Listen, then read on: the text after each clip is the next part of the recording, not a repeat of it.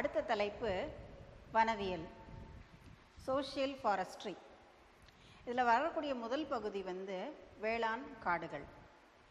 வேளாண் காடுகள்னால் ஒரு குறிப்பிட்ட நிலப்பகுதியில் மரங்கள், பயிர்கள், கால்நடைகள் இவை அனைத்தின் ஒருங்கிணைப்பு தான் அந்த வேளாண் காடுகள்னு சொல்கிறோம். நம்ம அங்கே இருக்கக்கூடிய தாவரங்கள், விலங்குகள் இது எல்லாத்துக்குமே சேர்த்து ஒரு தொடர்பு இருக்கும். அதை தான் நம்ம வேளாண் காடுகள்னு சொல்கிறோம். ஒரு எடுத்துக்காட்டு சொல்லணும்னா, பல்வேறு வகையான மரங்கள் மற்றும் புதர் செடிகளுக்கு இடையே அல்லது ஒன்று அல்லது அதுக்கு மேற்பட்ட ஊடு பயிர்கள் அதிக விளைச்சல் தரக்கூடிய பராமரிப்பு செலவை குறைக்கிறது.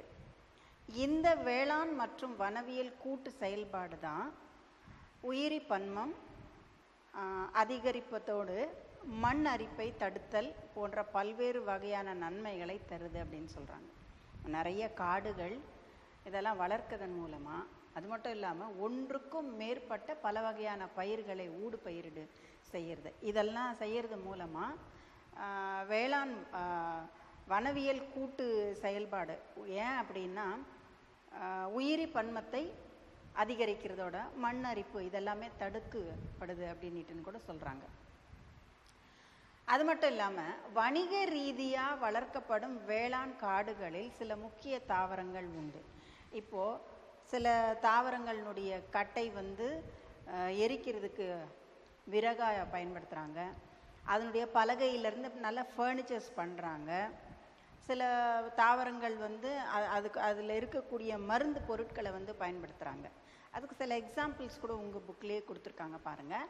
கேஷ்யூரைனா, யூகலிப்டஸ், மலைவேம்பு, தேக்கு, கடம்பு, இந்த மாதிரி தாவரங்கள் இப்போ கேஷ்யூரைனான்னா சவுக்கு மரம், கட்டைக்காக பயன்படுத்துகிறோம் நம்ம.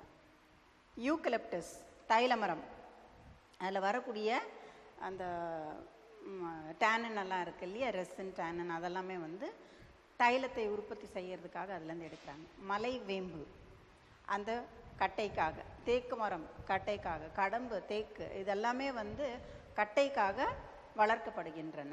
இவைகள் சுமார் ஒரு 20 மர சிற்றினங்கள் வணிக ரீதியாக வெட்டு மரங்களாக அடையாளம் காட்டப்பட்டுள்ளது. இவைகள் மரம் சார்ந்த தொழிற்சாலைகளில் பெரும் முக்கியத்துவம் வாய்ந்தவை அப்படின்னு சொல்கிறாங்க. இதெல்லாம் இல்லைன்னா அந்த மர தொழிற்சாலைகளில் நடக்கவே நடக்காது. இதெல்லாம் ரொம்ப முக்கியம்னு சொல்கிறோம். அதுக்கு அடுத்து பார்த்திங்கன்னா, வேளாண் காடுகளின் நன்மைகள். இப்போ வேளாண் காடுகள் இருக்குது, ஆக்ரோ ஃபாரஸ்ட். இப்போ அதனுடைய பயன்கள் என்ன அப்படின்னு ஒரு 4-5 பயன்கள் கொடுத்துருக்காங்க. நம்ம சாதாரணமாக பார்க்கக்கூடிய பயன்கள் தான் அதெல்லாமே. இது மண் பிரச்சனையை தீர்ப்பதோடு நீர் சேகரிப்பு மற்றும் மண்ணின் நிலைப்பரப்பு தன்மையை நிலைநிறுத்தவும் நிலச்சரிவு, நீரின் ஓட்டத்தையும் குறைக்குது அப்படின்னு சொல்கிறாங்க. மண் சம்மந்தப்பட்ட பிரச்சனை எல்லாமே குறைஞ்சி போயிடுது அப்படின்னு. இப்போ மண் அரிக்கிறது, நிலச்சரிவு இதெல்லாமே அதில் வந்துடும். இப்போ அந்த நீரின் ஓட்டத்தை, நிறைய தாவரங்கள் இருந்ததுனாக்கா நீரோட்டமானது குறைந்து விடும். மழை பெஞ்சு தண்ணியெல்லாம் மண் அடிச்சுட்டு போகும்பொழுது குறுக்க மரங்கள், செடிகள் எல்லாம் இருந்ததுன்னா மண் அடிச்சுட்டு போகாது. அதுக்கு இந்த மரங்கள் எல்லாம் ஒரு சாட்சி. உயிரினங்களுக்கு இடையான ஊட்ட சுழற்சியை மேம்படுத்துவதோடு கரிம பொருட்களையும் பராமரிக்க உதவுகிறது. அப்படி அதுக்கடுத்து மரங்கள், பயிர்கள் நிறைய வளர்க்கறதுனால காலநிலையை கொடுப்பதோடு ஒரே சீரான கார்பன் டை ஆக்சைடு, ஆக்சிஜனோட சமநிலையை காப்பாற்றுது அப்படின்ட்டு சொல்கிறாங்க. மரங்கள் நிறைய இருந்ததுன்னா அது என்ன செய்யும், ஒளிச்சேர்க்கைக்காக கார்பன் டை ஆக்சைடை எடுத்துக்கிட்டு ஆக்சிஜனை வெளியில் கொடுக்கும்.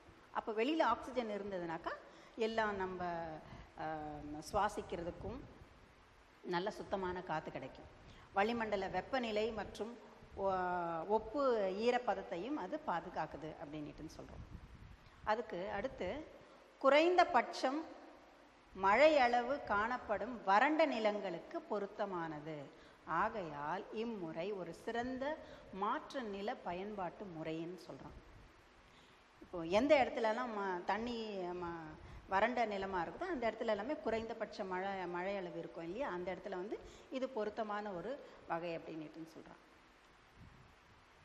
பலநோக்கு பயனுடைய அகேஷியா போன்ற மரங்கள் மரக்கூழு, தோல் பதனிடுதல், காகிதம் மற்றும் விறகாகவும் பயன்படுகிறது. என்னென்னா, அகேஷியான்னு ஒரு தாவரம் இருக்குது, பெரிய மரம். அந்த ஒரே மரம். இப்போ அதை தவிர வேறு சில பயன்களும் என்னென்னா, வனங்கள் விரிவாக்கம் செய்வதற்கு பண்ணை காடுகளாகவும், கலப்பு காடுகளாகவும், காட்டு விசை தடுப்பான்களாகவும், நெடுங்கு துண்டு நிலங்களில் தோட்ட தாவர வளர்ப்பு, இதுக்கு எல்லாத்துக்குமே இந்த முறையானது பயன்படுத்தப்படுகிறது அப்படின்னு சொல்கிறோம். அடுத்தது, நிலையிழந்த வனங்கள் மற்றும் பொழுதுபோக்கு காடுகளை புனரமைத்தல். இதை சில்வோ பாஸ்டர் அப்படின்னுட்டு சொல்கிறோம்.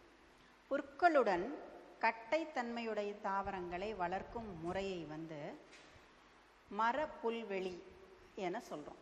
சில்வோ பாஸ்டர். சில்வோனா பெரிய பெரிய மரங்கள், பாஸ்டர்னா புல்வெளி. இது ரெண்டுமே கலந்து வளர்க்குறதுக்கு பெயர் தான் சில்வோ பாஸ்டர், மர புல்வெளி அப்படின்னு சொல்கிறோம். மரங்கள்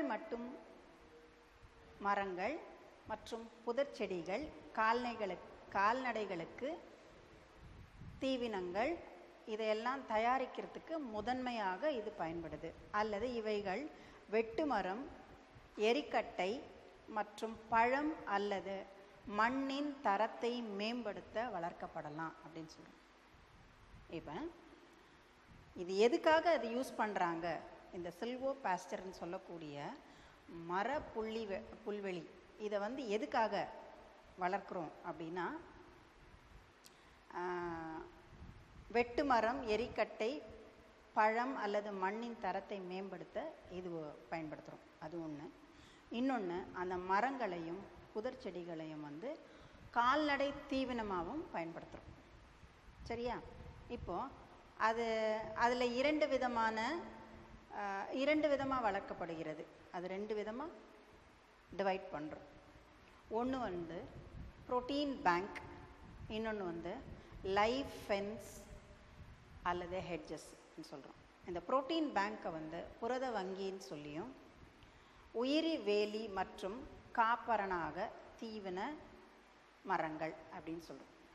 இந்த புரோட்டீன் பேங்க் அப்படின்னு சொல்லக்கூடிய முதல் வகையில் தீவன உற்பத்திக்காக பல்நோக்குடைய மரங்களை வேளாண் மற்றும் சுற்றுப்புற நிலங்களில் உள் மற்றும் எல்லா பக்கங்களிலும் நடவு செய்து வளர்க்கப்படுகிறது. Example, acacia nilotica, albizia lebbeck, azadirachta indica, sesbania grandiflora, இந்த மாதிரி தாவரங்கள். பெரிய பெரிய மரம் இது எல்லாமே. இந்த ஒவ்வொரு மரமும் பல பயன்களை தரக்கூடியது. எப்படி அது தருது அப்படின்ட்டு சொன்னால், உள்பக்கமாகவும் வெளிப்பக்கமும் எல்லா இடங்கள்லையுமே எங்கெல்லாம் இடங்கள் இருக்கோ அந்த இடத்துல எல்லாமே இந்த மரங்களை வளர்க்கிறது.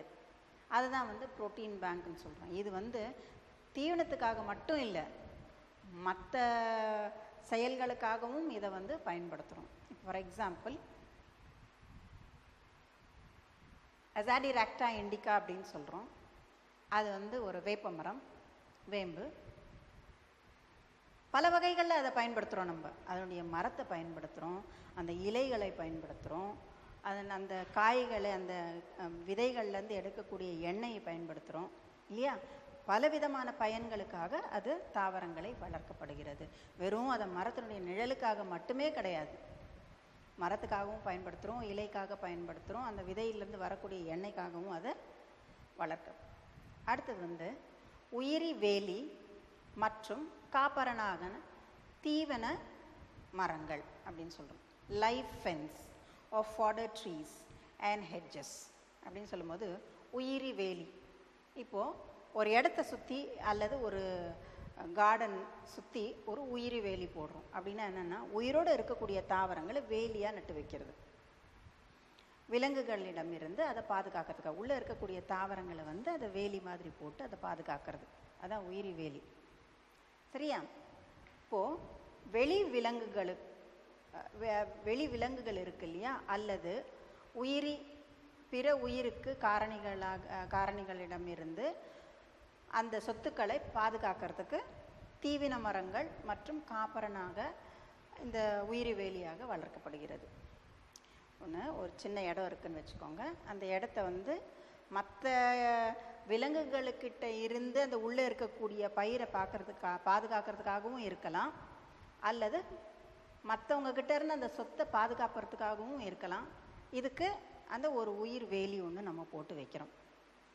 இதுக்கு எக்ஸாம்பிள் எரித்ரைனா சிட்ரினம், அக்கேஷியா சிட்ரினம், அப்புறம் செஸ்பானியா கிளாண்டிஃப்ளோரா, இது எல்லாமே உயிரி வேலியாக பயன்படுது. அதுக்கு அடுத்து சமூக காடுகள், சோஷியல் ஃபாரஸ்ட்ரி. இதில் உள்ளூர் சமூகத்தால் நீடித்து நிலைத்த காடுகளை பராமரிப்பதன் நோக்கம் வழிகாப்பான் சேகரிப்பு, மாற்றங்களை குறைத்தல், மாசுபாடு நீக்கம், காடழிப்பு, காடுகளின் மீட்டெடுப்பு மற்றும் இளைஞர்களுக்கு மறைமுக வேலை வாய்ப்பு, இது எல்லாமே கொடுக்கறது இந்த சமூக காடுகள் தான். இப்போ நான் சொன்ன எல்லாமே உள்ளூரில் ஒரு குறிப்பிட்ட இடத்துல ஒரு சின்ன காடு மாதிரி இருந்ததுன்னா அந்த காடை பராமரிக்கணும். அது பராமரிக்கிறது மூலமாக வளிமண்டலத்தில் இருக்கக்கூடிய கார்பன் சேகரிப்பு, மாசு கட்டுப்படுத்துறது, காடழிப்பை கட்டுப்படுத்துறது, இளைஞர்களுக்கு வேலைவாய்ப்பு கொடுக்கறது, இது எல்லாத்துக்குமே இந்த சோஷியல் ஃபாரஸ்ட்ரி ஒரு எடுத்துக்காட்டு, சமூக காடுகள்.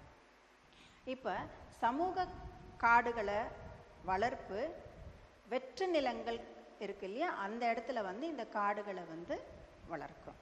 ஒரு குறிப்பிட்ட இடத்துல ஒரு வெற்று நிலம் இருக்குது அப்படின்ட்டு சொன்னால் அந்த இடத்துல இந்த காடை வளர்க்கறதுக்குரிய திட்டம், காடு வளர்ப்பு திட்டம் மக்களின் நன்மைக்காகவும் அவர்கள் பங்கு பெறுவதற்காகவும் செயல்படுத்தப்படுகிறது. இதில் அரசியல் மற்றும் பொது நிறுவனங்கள் நிறைய அந்த காடுகளுக்கு வெளியே மரங்கள் வளர்ப்பது காடுகளின் மீதுள்ள தாக்கத்தை குறைக்கிறது அப்படின்ட்டு சொல்லலாம்.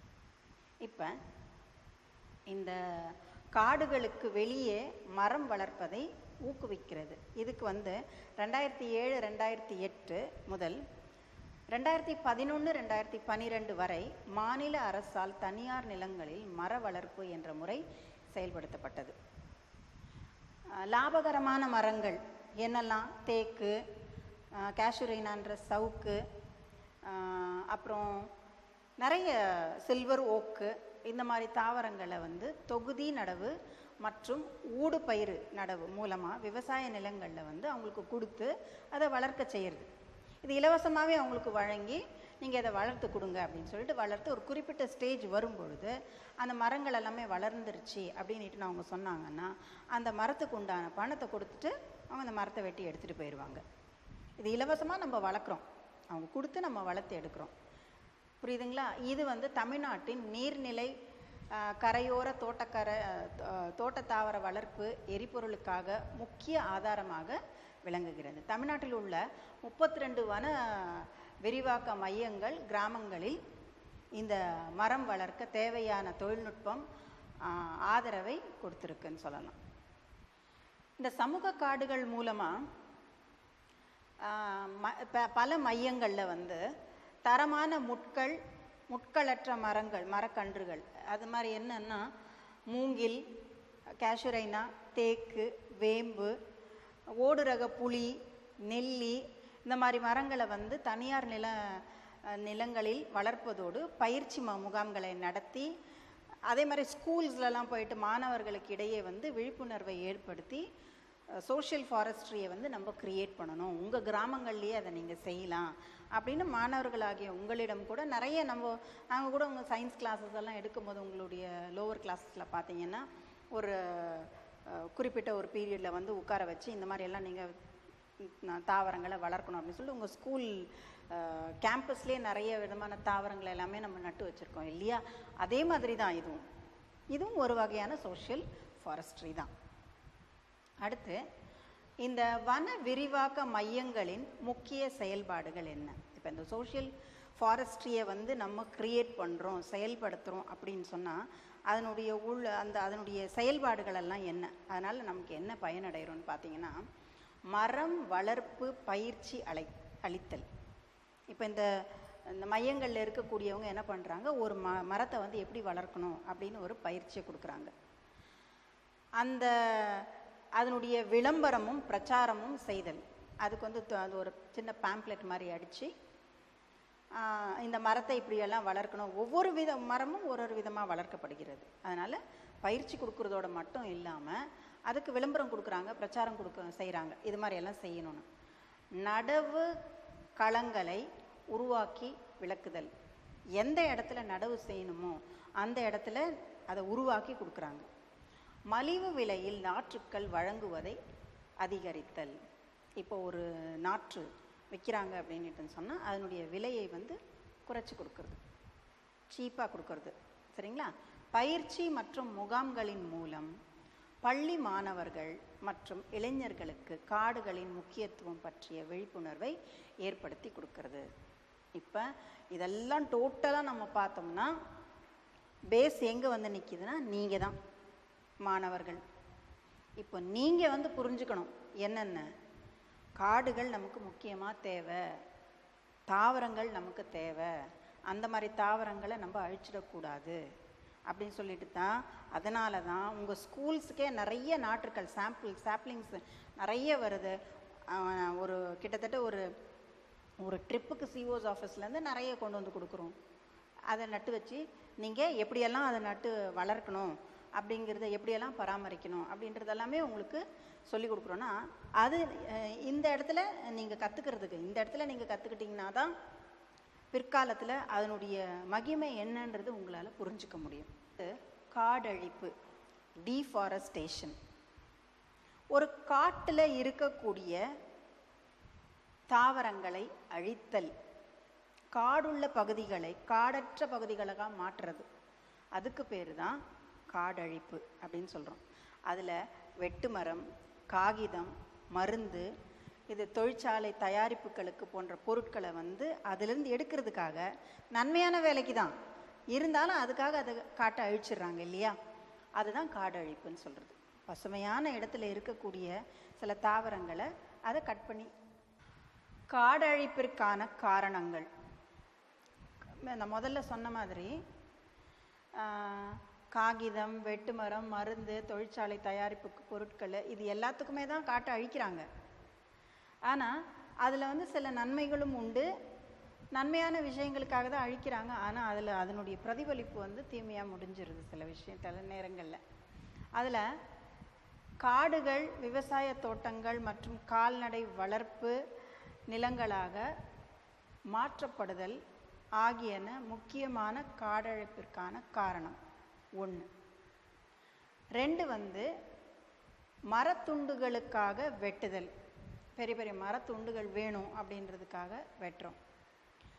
அடுத்தது வந்து சாலையில் மேம்பாலங்கள் கட்டுதல், அப்புறம் மின்கோபுரங்கள் அமைத்தல், அப்புறம் அணை கட்டுதல். இந்த மாதிரியெல்லாம் கட்டுறதுக்கு வந்து நிறைய இடம் தேவைப்படும். அப்படி அந்த இடத்துல இருக்கக்கூடிய மரங்களை வெட்டினா மட்டும்தான் இது அத்தனையும் செய்ய முடியும். பெரிய பெரிய ரோடெல்லாம் கன்ஸ்ட்ரக்ட் பண்ணுறோம். அந்த ரோட்டில் வந்து அந்த ரோடை வந்து பெருசாக்கணும் அப்படின்னு சொல்லும் பொழுது சைடில் இருக்கக்கூடிய மரத்தை எல்லாமே வெட்டிடுவோம்.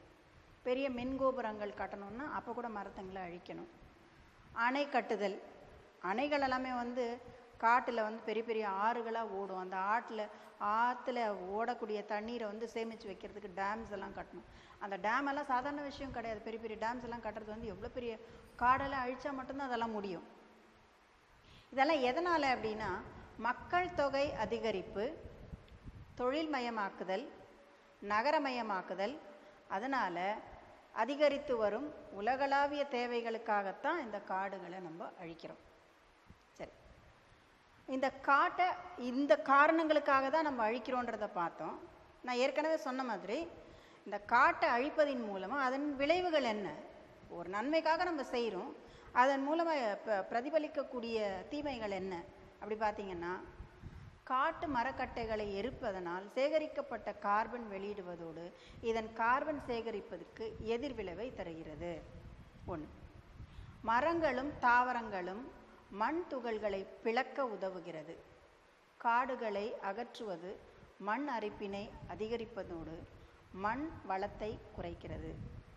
காடழிப்பு வறண்ட பகுதிகளில் பாலைவனங்களை உருவாக்க வழிவகுக்கிறது. நிறைய மரங்கள் இருக்குது, நிறைய தாவரங்கள் இருக்குது. அதெல்லாமே நம்ம என்ன பண்ணுறோம், எல்லாம் அழிக்கிறதுனால மண்ணை உடைக்கிறோம். காடை அகற்றுதன் மூலமாக அந்த இருக்கிற மண்ணுக்கு அதுக்கு அந்த பிணைப்பு இருக்கிறது, அதை எடுக்கிறதுனால மண் அரிப்பு ஏற்படுகிறது. நல்லா இருக்கக்கூடிய வளமான இடத்த களையிழந்த பாலைவனங்களாக மாற்றிடுறோம். ஆக மரங்களும் தாவரங்களும் ஒரு இடத்துல இருக்கிறத கம்ப்ளீட்டாக நம்ம அழிச்சு எடுக்கிறதுனால எதை உருவாக்குறதுக்கு வழிகாட்டுறோம், நம்ம பாலைவனங்களை உருவாக்க வழிவகுக்கின்றது. அதுக்கு அடுத்து நீரின் ஓட்டம் மண் அரிப்பை அதிகரிப்பதோடு திடீர் வெள்ளப்பெருக்கை ஏற்படுத்துகிறது. இவை ஈரப்பதம் மற்றும் ஈரத்தன்மையை குறைக்கிறது. அடுத்து உள்ளூர் மழை அளவு மாற்றத்தின் காரணமாக பல பகுதிகளின் வறண்ட நிலைக்கு வழிவகுக்கிறது. இது எதிர்கால காலநிலையை தூண்டுவதோடு சூழ்மண்டலத்தின் நீர் சுழற்சியை மாற்றி அமைக்கிறது அப்படின்னு சொல்கிறோம். உள்ளூரில் மழை அளவு மாற்றத்தின் காரணமாக, இங்கே இருக்கக்கூடிய மாற்றத்தின் காரணமாக வறண்ட நிலைக்கு வழிகாட்டுது. எதிர்காலத்தில் என்ன காலநிலையை இருக்குதோ அந்த காலநிலை சூழ்மண்டலத்தின் நீர் சுழற்சியை அது மாற்றி காட்டிடும். அதுக்கடுத்து உயிரினங்களின் வாழிடம் பாதிக்கப்படுவதோடு ஊட்டச்சத்து சுழற்சி தகர்வு ஏற்படுவதால் குறிப்பிடத்தக்க அளவில் உயிர் பன்மம் குறைகிறது. ஒரு குறிப்பிட்ட இடத்துல இந்த ஆர்கானிசம்ஸ் இருக்குது அப்படின்னுட்டு சொன்னால் இந்த மாற்றங்கள் எல்லாம் ஏற்படும் போது அதில் இருக்கக்கூடிய வாழினங்கள் எல்லாமே தானாக பாதித்து அந்த உயிர் பன்மம் மறைந்துவிடும், இல்லைன்னு குறைந்துவிடும். கிராமப்புறம் மற்றும் காடுகளில் வாழ்பவர்களின் வாழ்வாதாரம் பாதிக்கப்படும். காட்டை நம்பி தான் சில பேர் இருப்பாங்க இல்லையா? இப்போ அந்த காடே அழிஞ்சு போயிடுச்சுன்னு வச்சுக்கோங்க, அதை நம்பி இருக்கிறவங்க வாழ்க்கை இல்லையா, அதுக்கு ஆதாரமாக இருக்கக்கூடியவங்க வாழ்வாதாரம் பாதிக்கப்பட்டுவிடும். 1/3 கார்பன் வெளியிடப்படுவதால் உலக வெப்பமயமாதல் அதிகரிக்கிறது. காடுகள் தான் ரொம்ப முக்கியம் அந்த வெப்பத்தை குறைக்கிறதுக்கு. காரணம் என்னென்னா அதில் இருக்கக்கூடிய அந்த தாவரங்கள் தான் அந்த வெப்பத்தை குறைக்கிறதுக்கு நமக்கு ஹெல்ப் பண்ணுது. ஆனால் அந்த மாதிரி காடுகளை நம்ம அழிக்கிறது மூலமாக என்ன ஆகிடும், இந்த உலகம் வெப்பமடைதல் ஆகிறதுக்கு சீக்கிரமாக வழிவகுக்குது. சரியா? அடுத்தது வாழ்வாதார மூலங்களான எரிபொருள், மருத்துவ மூலிகைகள் மற்றும் இயல் சூழலில் காணக்கூடிய உண்ணத்தக்க கனிகள் ஆகியவை இழக்கப்படும். இயற்கையாகவே சில கனிகள் தோன்றும் இல்லையா, இந்த காட்டு நெல்லிக்காய் அப்படின்னலாம் சொல்லுவோம், அது அந்த மாதிரியான மூலிகை தாவரங்கள், இந்த எரிபொருள்கள், இது எல்லாமே தானாகவே என்ன ஆகிடும், நமக்கு இல்லாமையே போயிடும். வாழ்வாதார மூலங்களான இந்த எரிபொருள், மருத்துவ மூலிகைகள் மற்றும் இயல் சூழலில் காணப்படக்கூடிய உண்ணத்தக்க கனிகள், அப்படியே நேச்சுரலாகவே கிடைக்கக்கூடிய கனிகளை அப்படியே பறித்து அப்படியே சாப்பிடணும். அந்த மாதிரி கனிகள் கூட நாம் இழக்க நேரிடுகிறது. எதனால்? இந்த காடழிப்பின் காரணமாக. அதில் நன்மைகள் இருக்குது. என்ன நன்மைகள்? அந்த கட்டைக்காகவும், மருத்துவ பொருட்களுக்காகவும், இல்லை இந்த பாலங்கள் கட்டுறதுக்காகவும், மின் கோபுரங்கள் கட்டுறது, எது இல்லை எல்லாத்துக்குமே யூஸ் பண்ணுறாங்க. இது நன்மைக்காக தான் இருந்தாலும் ஒரு வகையில் நன்மையாக இருந்ததுன்னா அதை காட்டிலும் பல மடங்கு தீமை நமக்கு காடழிப்பின் மூலமாக ஏற்படுகிறது. புதிய காடு வளர்ப்பு அடுத்த தலைப்பு. அஃபாரஸ்டேஷன் அப்படின்னு சொல்லுவோம். தாவர தொகுப்பை மீட்டெடுக்க சரியான தாவரங்களை ஏற்கனவே தாவரங்கள் இல்லாத பகுதிகளில், காடு அல்லாத நிலங்களில் தாவரங்கள் நடவு செய்தலே காடு வளர்ப்பு அப்படின்னு. அஃபாரஸ்டேஷன், புதிய காடுகளை உற்பத்தி பண்ணுறது தான் அஃபாரஸ்டேஷன் அப்படின்னு சொல்கிறோம். அது எந்த இடத்துல? ஒரு தாவர தொகுப்பு போயிடுச்சு, ஆனால் அந்த தாவர தொகுப்பை மீட்டெடுக்கிறதுக்காக ஒரு புதிய இடத்துல புதிய தாவரங்களை உருவாக்கி ஒரு புதிய காடை உருவாக்குறதுக்கு பெயர் தான் புதிய காடு வளர்ப்பு. எடுத்துக்காட்டு அணைகளின் சரிவுகளில் உருவாக்கப்படும் இக்காடுகளின் நீர் வழிந்தோடுதல், மண் அரிப்பு, மண் படிதல் போன்றவற்றை குறைக்க உதவுகிறது. அணை இருக்குது. என்ன அணை? டேம்ஸ். அந்த டேம்ஸோ அந்த சரிவுகளில் வந்து தண்ணியெல்லாம் கசிஞ்சு வரும் இல்லையா, அந்த இடத்துல வந்து இந்த மரங்களை செடிகளெல்லாம் நடுறது மூலமாக என்ன ஆகும்னா அந்த நீர் வழிந்து ஓடுதல், அதை வந்து அது யூஸ் பண்ணிக்கும். அதே மாதிரி அந்த இடத்துல இருக்கக்கூடிய மண் அரிப்பு, அந்த இடத்துல இருக்கக்கூடிய மண் படிதல், இது எல்லாமே வந்து தடுக்கப்பட்டு விடுகிறது. இப்போ இந்த புதிய காடுகள் வளர்ப்பதன் மூலமாக ஆக்சிஜன் அதிகரிக்கும், கார்பன் டை ஆக்சைடு குறைப்ப இது பண்ணலாம். அதே மாதிரி மூங்கில் தோட்டங்களை வளர்க்குறதுக்கும் இது உதவுது. சிறிய வளவளப்பான பொருட்கள் உற்பத்தி மற்றும் மருத்துவ பொருட்களை நடுவதற்கும் இது உதவுகிறது. உள்ளூர் சிறுச்செடிகள், புதர் செடிகள், இது எல்லாமே இதெல்லாம் விழிப்புணர்வை ஏற்படுத்தி கண்காணித்தல் மூலமாக இதை வந்து மதிப்பீடும் செய்கிறாங்க. நிலத்தடி நீரை கொஞ்சம் நிலத்தடி நீர்மட்டத்தை உயர்த்துறதுக்கும் இது ஒரு வழியை கொடுக்குது. குடிநீரில் நைட்ரஜன் கலப்பதையும் குறைத்து விடுகிறது. இதன் காரணமாக நைட்ரஜன் மாசற்ற தூய நீராக உருவாகிறதுக்கும் இது ஒரு வழியை காட்டுது அப்படின்னுட்டுன்னு சொல்கிறோம். இதெல்லாமே வந்து இந்த புதிய காடு வளர்ப்பின் மூலமாக வரக்கூடிய நோக்கங்கள். காடுகளின் பரப்பளவை அதிகரிக்கும், அதிக மரங்களை நடுவதன் மூலமாக ஆக்சிஜன் உற்பத்தியை பெருக்குகிறது. சரிங்களா? அந்த புனரமைப்பு செய்கிறது மூலமாக கார்பன் டை ஆக்சைடை குறைச்சி ஆக்சிஜனை அதிகரிக்கிறது. மூங்கில் தோட்டங்களை வளர்க்குறோம். சிறிய வனவள பொருட்கள் உற்பத்தி செய்கிறதுக்கு, மருத்துவ பொருட்களை உற்பத்தி செய்கிறதுக்கும் இதை பயன்படுத்திக்கிறோம். உள்ளூர் சிறுச்செடி, புதர் செடி இதுங்களை வந்து மீட்டெடுத்து நம்ம விரிவாக்கம் செய்கிறோம். விழிப்புணர்வு ஏற்படுத்துறதன் மூலமாக இதை வந்து இதனுடைய மதிப்பீடு செஞ்சு அதிகமாக நம்ம பாதுகாத்து கொள்ளலாம். இது இந்த புதிய காடு வளர்ப்பின் மூலமாக புனரமைத்தல்னு கூட சொல்லலாம். நீர்மட்டம் அல்லது நிலத்தடி நீர்மட்டத்தை உயர்த்துறது, இது எல்லாமே வந்து நமக்கு நன்மை தரக்கூடிய ஒரு விஷயம். எப்போ ஒன்று காடழித்தலை நம்ம பண்ணுறோமோ அதை மாற்றி அமைக்கிறதுக்கு இன்னொரு பகுதியும் உண்டு. அதை புதிய காடுகளை உண்டாக்குதல். இதுக்கு ஒரு வழி உண்டுன்னா அதுக்கும் ஒரு வழி உண்டு. இதை நம்ம அழிக்கிறோன்னா அதை உருவாக்குறதுக்கு இன்னொரு வழி, புதிய காடுகளை வளர்த்தல். அதுதான் அஃபாரஸ்டேஷன். ஒரு மரத்தை அழிக்கிறீங்களா, இன்னொரு மரத்தை உண்டாக்குங்க. உங்கள் தோட்டங்களில் ஒரு மரத்தை வெட்டும் பொழுது இன்னொரு மரத்தை நட்டு வைங்க. அதுக்கு ஈக்குவலைஸ் பண்ணுங்கள். இது எல்லாம் தான் நம்ம விழிப்புணர்வு மூலமாக நம்ம கற்றுக்கிறது. அதனால் அதிக மரங்களை வளர்ப்பதன் மூலமாக நமக்கு கெடுதல் எதுவுமே கிடையாது. ஒரு சின்ன செடி நட்டு வச்சிங்கன்னா கூட அதுவும் உங்களுக்கு பலனை தரும். அதனால் காடு வளர்ப்பு நம்ம வாழ்க்கையில் ஒரு முக்கியமான ஒரு பகுதியாக நம்ம எடுத்துக்கணும். தாவரங்களை வளர்ப்பது, தோட்டக்கலையில் ஒரு விதம், தோட்டக்கலை எல்லாமே ஒரு தாவரங்களை வளர்க்கக்கூடிய ஒரு விஷயந்தான். ஸோ புதிய காடுகளை வளர்ப்பது வந்து அஃபாரஸ்டேஷன் நம்ம லைஃப்பில் ஒரு பகுதியாக நம்ம அதை யோசித்து முன்னோடியாக எடுத்து வைக்கணும்னு நான் உங்களை கேட்டேன்.